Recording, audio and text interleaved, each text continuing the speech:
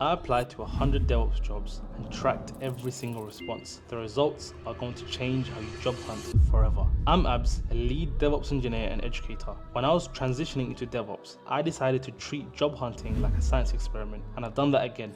I applied to exactly 100 jobs, tracked every single metric, and analyzed what actually works versus what people tell you to do. The data reveals some shocking truths that I'm going to share with you in this video. So I'm going to share my screen with you and show you the actual spreadsheet I use to track all this data. And I'll break down the results by strategy. And by the end of this video, I'll show you the exact 6-step formula that you can take away and start applying. So here's my actual tracking spreadsheet, right? You can see the application number, the role title, the company size. All of these details matter in the long run when you're especially applying to these kind of roles. And the strategy that I use, the application method, the response type, if I got any response. This is so that I can track the percentages and show you later in this video which of these methods work best, the interview stages, and some notes that I made for the role. I split the applications into different strategies. So some of you might know about the easy apply on LinkedIn. So if I go to LinkedIn quickly, if I type in DevOps Engineer, so I'll just type in DevOps Engineer here. So it'll come up with all the DevOps roles, right? If I click on any of these,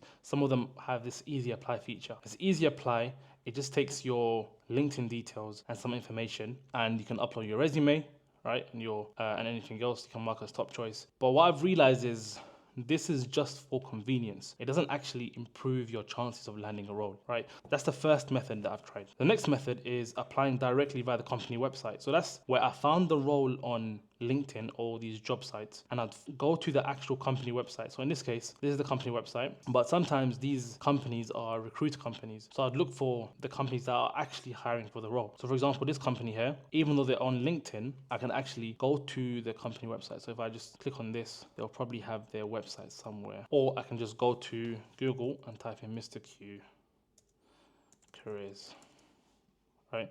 And then click on this, and that will take me directly to the company website. I can see the job openings, and I'll likely get a response by applying directly via the website. And I'll show you all the calculations afterwards, but this is the second method that I used, where I directly apply via the company website. And the final method was the LinkedIn outreach, where I'd reach out to either the recruiter who's in charge of the role or the hiring manager if there were any hiring managers, or for example, a principal engineer that was listed in the role. So some of these roles on LinkedIn, you'll see that they have a recruiter that you can reach out to, or someone who is actually the hiring manager, right? So this person looks like he's the hiring manager for this role, the lead DevOps engineer role. So I would connect with him. So right now he's a second connection. I'd connect with him first, and then that would be considered as the LinkedIn outreach. So now from all that data, here's exactly what happened. So the 100 applications I split, 40 was for easy apply, 35 was directly by the company website, and 25 was direct outreach to a hiring manager or recruiter. For the easy apply jobs, I got a 5% response rate. So out of all the 40, only 2 of them reached out to me via LinkedIn, because that's exactly where I applied to them, right? Out of those 2 responses, I received 1 interview. Now I'm not going to detail the outcome of the interviews because that's testament of me being a DevOps engineer,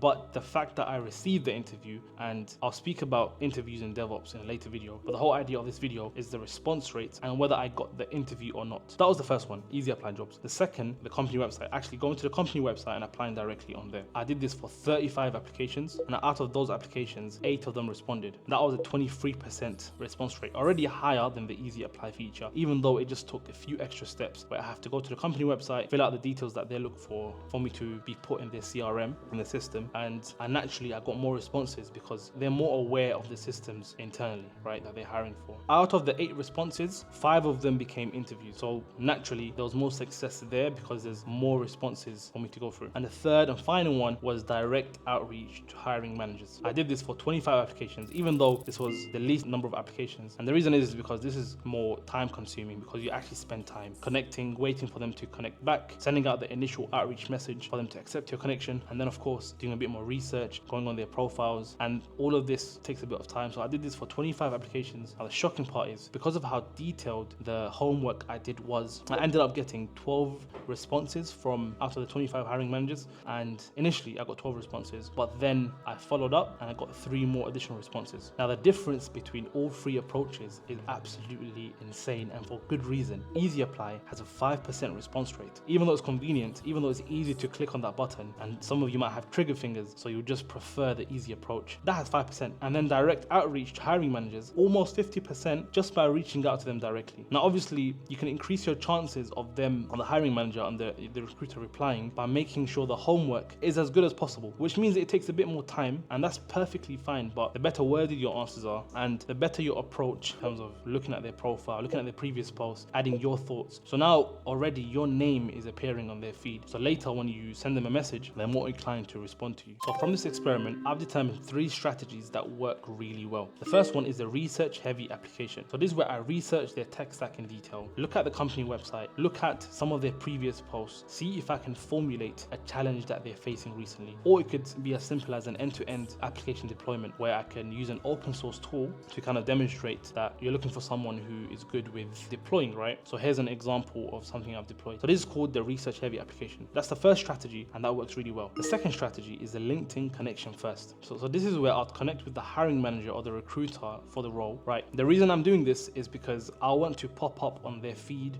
or at least they recognize my name when either reach out to them directly, I'll engage with their content for about a week. And with this, I can do, multiple at a time. I use the job tracker to track who exactly the hiring manager was. I'd engage with their content for a week, and then once that week was done, I'd apply mentioning our connection. And the third strategy was the portfolio-based approach. So instead of sending them my CV, which everyone does, I led with a project that I completed on their behalf to a problem similar to what they had on the JD. I'll try to use as many of the tools in the JD as possible for the purpose of the project. So for this, here's the exact email template that I used. I'll share my screen for this. So this was the email template that I used. Let me just zoom in. The subject, DevOps Engineer, built something you might find interesting. So it creates an element of curiosity, right?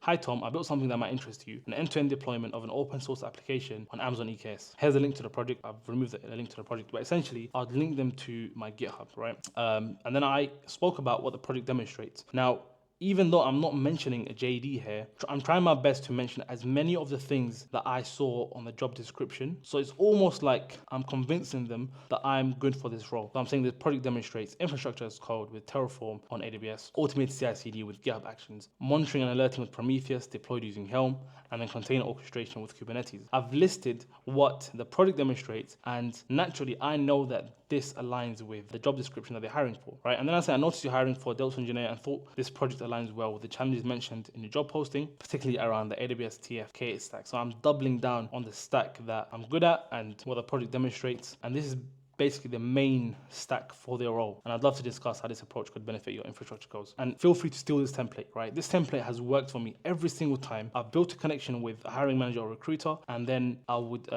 either send this message to them on either LinkedIn, or I would, find their email using like a guesser tool. There are plenty out there, so I'm not going to mention any specific ones. You can search that on Google. But I'll use a guesser tool to find their email based on the company that they work at, and then from there, I'll send them this email. Now, after applying to 100 DevOps jobs, here are the uncomfortable truths that the data revealed. Now here's the first truth. Company size matters. Startups that had 10 to 50 employees had 3 times the response rates of big size corporations. Now the second truth is that timing is everything. Applications that I sent between Tuesday and Thursday between 9 and 11 a.m. had the best response rates, 40% higher response rates than any other time or day throughout the week. Now the third truth is that your CV matters less than you think when you use the project-based approach. The reason the project-based approach works better than a CV is because you're already convincing them that you can do the job without having to show them your CV. The CV, naturally, it will come later, but to get the response initially, don't start with the CV, you start with project that you've done for them. Now the fourth truth is that follow-ups work. Following up a week after you apply for a role increases your chances of getting a response, and it literally takes 10 to 30 seconds to do this. Now the last but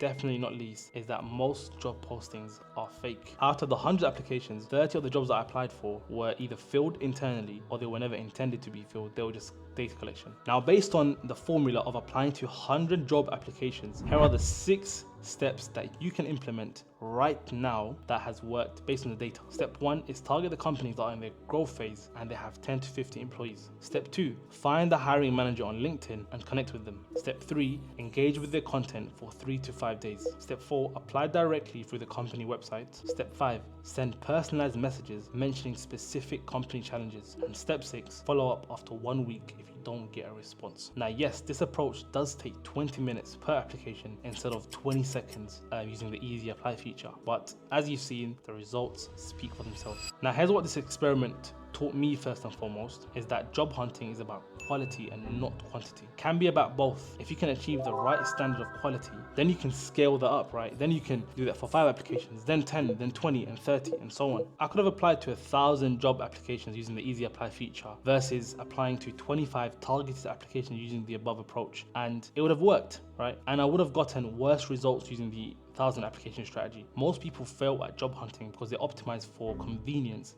and not results. They want to apply to 50 jobs an hour instead of perfecting 2 applications in the hour. The companies that actually hire you are the ones where you've done your homework, the ones where you've actually gone out of your way to research them, to see what projects they're working on. These things are what gets you hired. Because easy apply, everyone else is doing it. You're not standing out by using the easy apply feature, but you stand out when you reach out to a recruiter or a hiring manager on LinkedIn after connecting with them and engaging with their profile, right? Engaging with their content. And this makes a difference because now you're becoming likable. Whereas easy apply, you only have your profile and a CV, and it's hard to prove that. If you want the exact templates, email scripts, and LinkedIn strategies that I've used, then these are all available in the CoderCo DevOps Academy. This is where we give away all our secrets and everything, including the LinkedIn strategy, how your CV should look like, CV templates, and all these things that make you stand out in the market. DevOps Engineer, then that's what you need to join right now. The link is in the description below. And if you've enjoyed this video, make sure you hit that subscribe button. Make sure you like this video because it helps people find us in the algorithm. And if you have any video ideas you want us to go through, make sure you comment that below. And I'll see you in the next one.